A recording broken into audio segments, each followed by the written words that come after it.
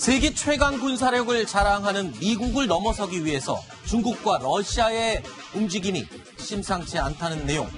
저희 뉴스탑10에서 최근에 여러 번 보도해드렸습니다. 중국 이야기를 오늘 하나 해보겠습니다. 중국은 미국의 이 촘촘한 미사일 방어망을 뚫을 수 있는,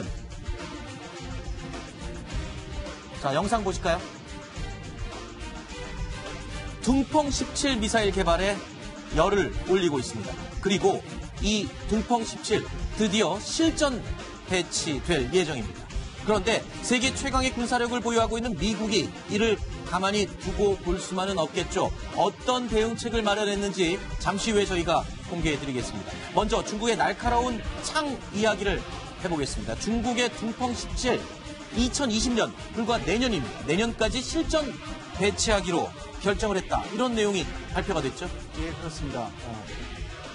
미사일 8발로 미국의 항공모함 전단을 괴멸시킬 수 있는 중거리 탄도미사일인 중국의 둥펑 17호기가 2020년까지 실전 배치된다고 중국 언론이 오늘 보도했습니다. 이 둥펑 17호에는요, 핵탄두가 탑재되며 극초음 활강을 하기 때문에 미국의 MD 미사일 방어 체제로는 요격이 거의 불가능하다. 이렇게 지금 중국의 군사 전문가들이 주장하고 있습니다. 네, 둥펑 17 미사일은요, 저희 뉴스탑10에서 여러 번 등장했던 극초음속 미사일입니다. 둥펑 17이 어떻게 발사되는지 개념을 한 번 더 다시 살펴보겠습니다. 지상에서 일단 발사가 되고요. 발사가 돼서 대기권 밖으로 나갔다가 탄두가 분리됩니다. 그런데 이 탄두가 굉장히 독특하죠. 탄두라고 하기에는 좀 특이합니다.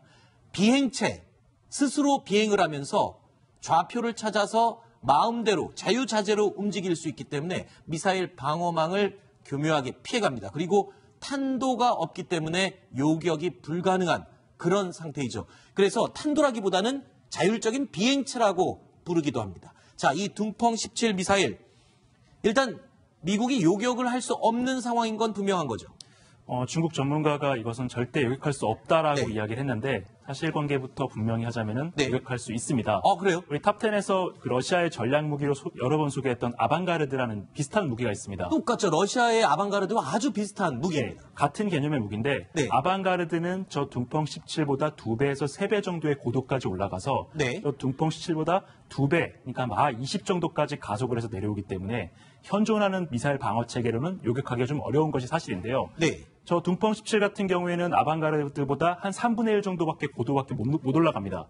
가속도 마 10 정도밖에 못하기 때문에 미국이 가지고 있는 요격 미사일이 SM-3가 속도가 마 15.25 정도 됩니다. 그러니까 충분히 요격하고도 남는데 도대체 어떤 자신감으로 저런 이야기를 했는지 잘 모르겠습니다. 그렇지만 일단은 지금 중국의 주장대로라면 미국의 방어망을 충분히 뚫을 수 있다라고 위협을 하고 있는 건 사실인 것 같습니다. 자, 이를 가만히 두고 볼 수 없겠죠. 미국 과연 어떤 방패로 응수를 했을까요?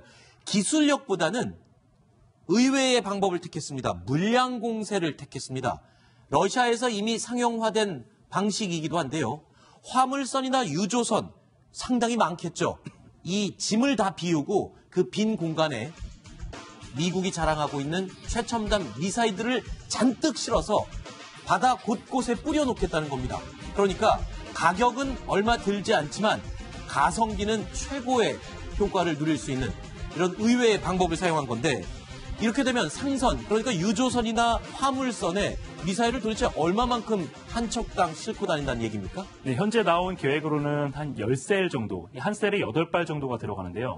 10셀이면 80발 정도가 되겠죠. 셀이라고 하는 게 무슨 말입니까? 하나의 단위, 미사일을 발사할 수 있는 한 개의 어떤 모듈을 얘기하는데요. 미국의 이지스 구축함이 통상적으로 한 96발 정도의 미사일을 싣고 다닙니다.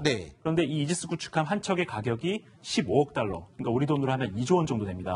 그런데 이 상선 같은 경우에는 이것이 미 해군이 공식화한 것은 아니고 미 해군 연구소에서 제안한 개념인데 이런 컨테이너선이라든가 화물선을 개조해서 미사일을 탑재하게 되면 한 척에 2,500만에서 5천만 달러, 그러니까 우리 돈으로 한 600억에서 700억 정도면 해결이 가능하다라는 그 연구 결과를 내놨습니다. 이지스함 같은 군함을 만드는 것보다 훨씬 가성비가 좋다, 이 뜻이군요. 예, 맞습니다. 가격도 훨씬 저렴하고 이지스함에는 한 300명 정도의 병력이 들어갑니다. 그런데 저런 상선에는 한 20명 정도의 인원이면 되기 때문에 운영 유지비도 크게 저렴합니다. 그런데 이런 상선에 미사일을 실어서 평상시에는 그냥 화물선으로 운용을 하다가 네. 필요할 경우에는 굳이 저 상선 자체에 어떤 전투 체계를 탑재하지 않아도 미국은 네트워크가 굉장히 우수하지 않습니까? 네. 그 네트워크로 표적 정보만 전파를 해주면 미사일만 발사해주는 그런 어떤 미사일 탄창, 미사일 매거진이라는 표현을 썼습니다. 그렇군요. 미사일 매거진 역할을 하는 것이죠. 자, 더 쉽게 얘기하면 전 세계 바다 곳곳에 그리 비싸지 않은 화물선들을 곳곳에 여러 군데 띄워놓고 거기에 미사일을 실어 놓는다. 그러면은 위치도 계속 바뀔 테고 움직이는 바다 위에 미사일 발사대가 되겠군요. 네, 미국 같은 경우에는 함정의 숫자가 좀 제한돼 있습니다. 네. 355척까지 늘리겠다고는 하지만 예산상으로 그 척수를 다 확보하는 데는 시간이 좀 오래 걸린다라고 미 의회 예산국에서 경고를 했는데요. 네. 그에 대한 대안으로 저런 개념이 나왔습니다. 네. 미국이 만약에 저런 식으로 화물선에다가 미사일을 대량으로 탑재를 해서 운용을 한다면은 사실 우리 7함대 중국을 견제하는 7함대가 전투함 숫자가 10척이 안 되는데 네. 이 10척을 보완해서 저런 함정 한 10척 정도만 갖다 놓으면은 7함대가 중국을 향해서 동시에 1000발에서 1500발의 미사일을 아하. 대량으로 쏟을 수 있는 아하. 그런 능력을 확보하는 것이기 때문에 중국 입장에서는 굉장히 골치 아픈 상대가 되지 않을까 싶습니다. 가격은 그렇게 비싸지 않지만 화물선을 곳곳에 띄워놓음으로써 최첨단 미사일 1500발까지 중국을 겨냥하게 만들 수 있다. 상당히 기발한 아이디어인 것 같은데 네. 미국이 만약에 이 화물선, 미사일을 잔뜩 실은 화물선들을 배치를 한다 그러면 주로 어느 지역에 배치를 할 것 같습니까? 어느 지역에 특정하지 않고 네. 평소에 화물선을 운영하기 때문에 네. 실제 어느 배인지도 잘 모르고 그러니까 어떻게 보면은 중국 측에서 찾기가 거의 불가능하죠. 군함이 아니니까 그렇죠. 찾기가 힘들겠군요. 그러니까 그냥 화물선 쓰다가 네. 어느 순간에 컨테이너 몇 개만 실으면 그게 바로 미사일 그 구축함이 되는 것이기 때문에 중국으로서는 상당히 골치 아플 겁니다. 네.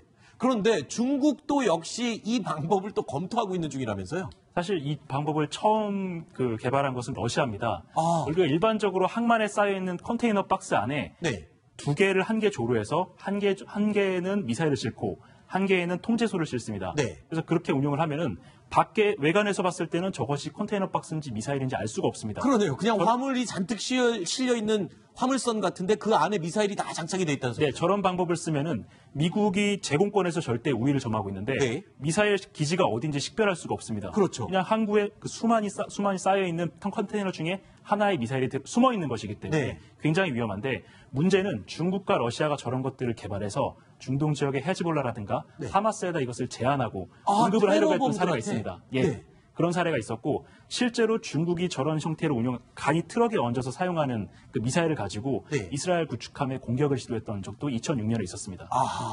그러니까 중국, 러시아, 미국 간의 대결에서는 창과 방패로 유용한 방법이기도 하지만 이게 제3의 테러 국가로 만약에 유출될 경우에는 이 모든 국가들이 위험해질 수 있는 그런 상황도 있겠군요. 네. 그래서 제가 볼 때는 이 중국이나 미국, 러시아 이 3개국이 바로 컨테이너를 위장해서 미사일을 발사하는 미사일을 이렇게 숨기는 네. 그런 그 무기는 스스로 자제하도록 협정을 맺는 필요가 있다고 생각이 되고 이것이 이제 테러 단체에 갔을 때 도대체 전 세계가 마음을 편히 살 수가 없는 겁니다. 그러네요. 더군다나 이 미사일 자체가 네. 재래식탄뿐만 아니라 핵탄도 실을 수 있기 때문에 네. 아마 핵공포에 우리가 놀려서 할 수 있는 것이고 그러네요. 합니다. 그다음에 또 하나는 앞으로는 컨테이너가 거기에 화물이 실렸는지 네. 아니면 거기에 미사일이 실렸는지 모르기 때문에 네. 아마도 자유무역에도 상당한 제약이 있을 겁니다.